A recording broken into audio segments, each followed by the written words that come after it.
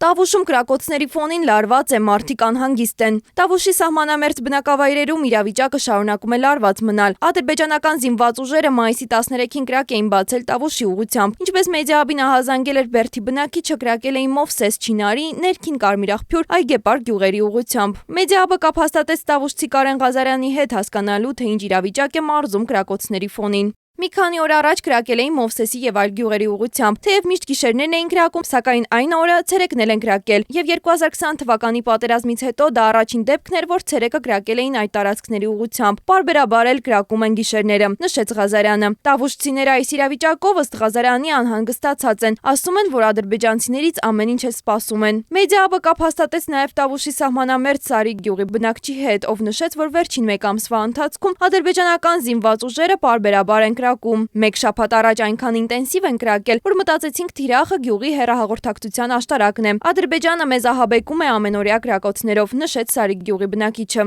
Ըստ մեր զրուցակցի թշնամին վերջին մեկ ամսում ոչ միայն ակտիվ կրակում է Սյունիքի գյուղերի ուղղությամբ, այլ նաև Տավուշի, Վայոց ձորի, Գեղարքունիքի ուղղություններով։